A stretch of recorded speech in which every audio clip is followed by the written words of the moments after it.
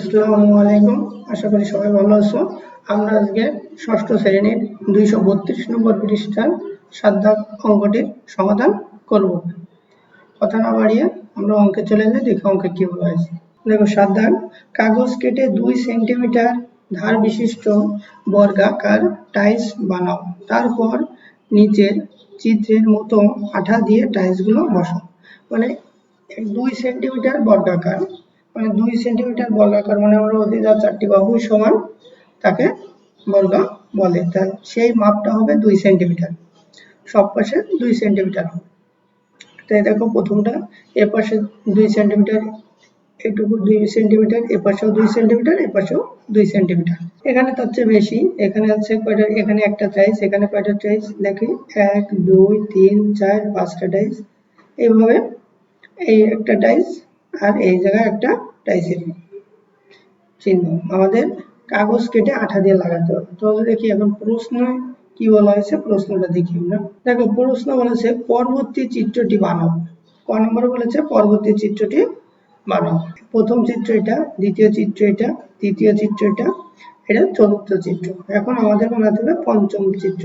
দেখো সমাধান ক নম্বরে পরবর্তী চিত্রটি হলো, দেখো প্রথম চিত্র থেকে, এখানে যে প্রথম চিত্র থেকে দ্বিতীয় চিত্রের পার্থক্য দেখো কত, তাহলে দ্বিতীয় চিত্র থেকে প্রথম চিত্র পার্থক্য দেখো দ্বিতীয় চিত্র মাইনাস প্রথম চিত্র 4 পার্থক্য। আবার দেখো তৃতীয় চিত্র থেকে দ্বিতীয় চিত্রের পার্থক্য হলো 4, আবার চতুর্থ চিত্র থেকে তৃতীয় চিত্রের পার্থক্য 4। তার মানে হলো প্রথম চিত্রের সাথে যদি 4 যোগ দিই তাহলে দ্বিতীয় চিত্রটি পাবো, আবার দ্বিতীয় চিত্র থেকে যদি 4 যোগ দিই তাহলে তৃতীয় চিত্রটি পাবো, আবার তৃতীয় চিত্রের সাথে যদি আমরা 4 যোগ দিই তাহলে চতুর্থ চিত্র পাবো, আবার চতুর্থ চিত্রের সাথে যদি আমরা 4 যোগ দিই তাহলে পঞ্চম চিত্র পাবো। তাহলে দেখো প্রত্যেকটা থেকে প্রত্যেকটার পার্থক্য হলো 4। তাহলে এখানে আছে টাইলস কত দেখো 1 2 3 4 5 6 7 8 9 10 11 12 13, 13টা আছে।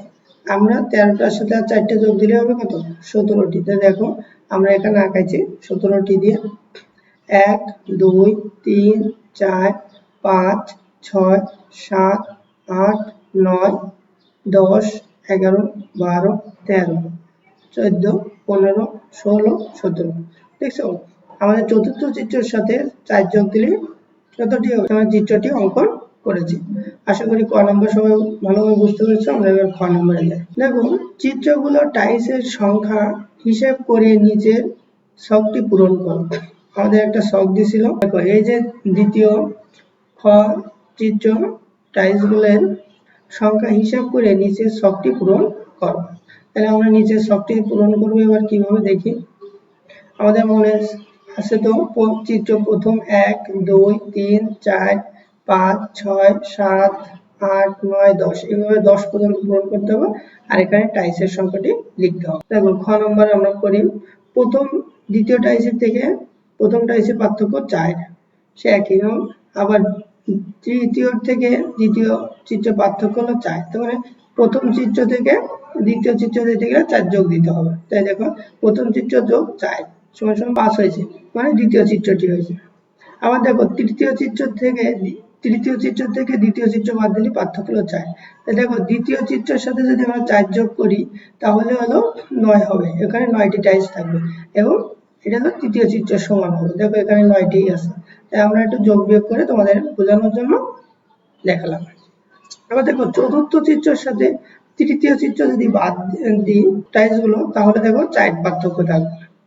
তাই এইভাবে হলো তোমাদের করতে হবে। তাহলে 4 করে পার্থক্য, প্রথম চিত্রের সাথে 4 যোগ দিলে দ্বিতীয় চিত্র পাবো, আবার দ্বিতীয় চিত্রের সাথে 4 যোগ দিলে আমরা তৃতীয় চিত্র পাবো, আবার তৃতীয় চিত্রের সাথে 4 যোগ দিলে চতুর্থ চিত্র পাবো।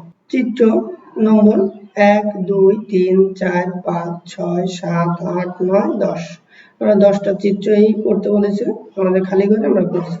এবং প্রথম চিত্র ছিল একটি টাইলস একটি, তার সাথে আমরা 4 যোগ করলে দ্বিতীয়টা কয়টা পাবো 5টা, 5টার সাথে আমরা 4টা যোগ করলে 9টা, 9টার সাথে আমরা 4 যোগ করলে 13টা, 13টার সাথে আবার 4 যোগ করলে 17, 17-এর সাথে আবার 4 যোগ করলে 21, 21-এর সাথে আবার 4 যোগ করলে 25, 25-এর সাথে আবার 4 যোগ করলে 29, 29-এর সাথে আবার 4 যোগ করলে 33, 33-এর সাথে আবার 4 যোগ করলে 37। এইভাবে প্রথমটার কপি প্রথম টাইসটা লিখছি, দ্বিতীয় নম্বরের ক্ষেত্রে দ্বিতীয় টাইসগুলো লিখছি, তৃতীয় নম্বরের ক্ষেত্রে তৃতীয় টাইসটা লিখছি, চতুর্থটার ক্ষেত্রেও চতুর্থ টাইসগুলো লিখছি, পঞ্চম ক্ষেত্রে পঞ্চমটি লিখছি, ষষ্ঠটির ক্ষেত্রে ষষ্ঠটি লিখছি, সপ্তমটির ক্ষেত্রে সপ্তম লিখছি, অষ্টমের ক্ষেত্রে অষ্টম টাইসের সংখ্যা লিখছি, নবমের সময় নবম টাইসের সংখ্যা লিখছি, আর দশমের সময় দশম টাইসগুলো লিখছি। এই ছিল আমাদের ক্ষোভ পূরণ। আশা করি খ নম্বর বুঝতে পারছো। আমরা এবার গ নম্বরে যাই।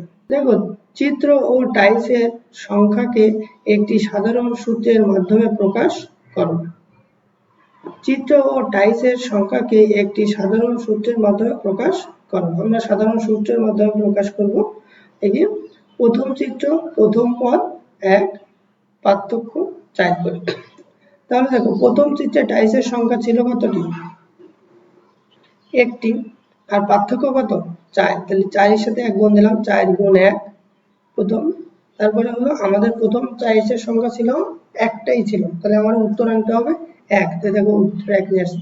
আমার পার্থক্য ছিল 4, তাহলে n এখানে আসলাম 4 গুণ 1, একটা আসছে প্রথম, তাই প্রথম। তারপরে হলো 4 অক্ষে 4, তাহলে আমার বানাতে হবে 1, তাহলে বিয়োগ দিতে হবে কত? 3, তাই আমরা 3 বিয়োগ দিছি সূত্রের নিয়ম অনুসারে।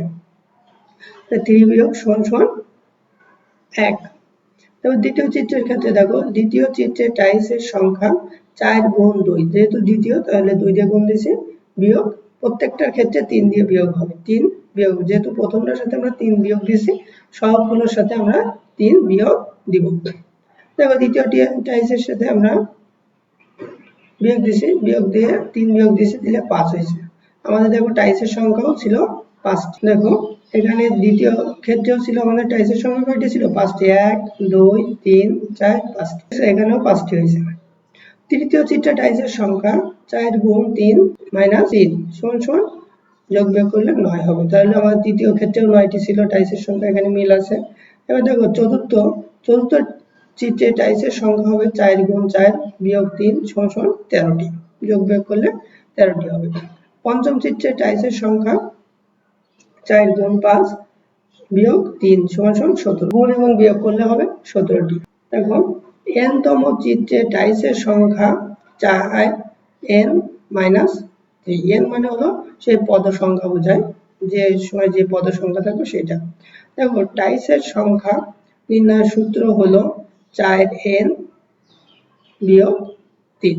পরবর্তী প্রশ্নে যাই, দেখি পরবর্তী প্রশ্নে কি বলা হয়েছে। গ্রাফ পেপার x অক্ষ বরাবর চিত্র ও y অক্ষ বরাবর টাইসের সংখ্যা ধরে ছকের উপাত্তে লেখচিত্র অঙ্কন করো। মানে x অক্ষ বরাবর চিত্র ও y অক্ষ বরাবর টাইসের সংখ্যা ধরে ছকের উপাত্তে লেখচিত্র অঙ্কন করো। আমরা একটা লেখচিত্র অঙ্কন করব। এবার প্রথম চিত্রে টাইসের সংখ্যা 1, দ্বিতীয় চিত্রে টাইসের সংখ্যা ছিল 5, তৃতীয় চিত্রে টাইসের সংখ্যা ছিল 9, চতুর্থ চিত্রে টাইসের সংখ্যা ছিল 13, পঞ্চম চিত্রে ছিল 17, ষষ্ঠ ছিল 21, সপ্তমে হলো 25, অষ্টমে হলো 29, নবমে হলো 33, দশমে 37। তাহলে দেখো প্রথমে ছিল 1, তাই আমাদের লেখচিত্র বর্গাকার টাইসের সংখ্যা ধরছে এটা, আর এটা হলো ক্রমিক নম্বর, মানে প্রথম দ্বিতীয় তৃতীয় 10টা ছিল, চিত্র নম্বর অনুসারে 10টা আমাদের ছিল, সে 10 পর্যন্ত নিয়ে আসছে। আর এটা হলো টাইসের সংখ্যা, এখানে লিখাই দিয়েছে টাইসের সংখ্যা এরকম। দেখো প্রথমটা ছিল 1, তাই আমরা 1 এর পরেই দিছি 1, তারপরটা ছিল 5, দেখো 5 দিছি 5, তারপরে হলো ছিল 9, 10-এর 1 খুব নিচে দিছি, দেখো 9, তারপরে হলো 13, দেখো 15 এখানে, তাহলে একটু নিচে হলো 13, তারপর হলো 17, 20-এর নিচে হবে 17, এই যে 17, তারপর হলো 21 হলো 20-এর একটা উপরে হবে 21, আসলে এটা হলো আমাদের এমনি পড়ে গেছিল, এটা ধরবে না কেউ এটা। তারপরে দেখো 25, এই যে 25-এর সোজাসুজি আমরা দিছি 25 সপ্তমে, একদম সপ্তম বরাবর সোজাসুজি।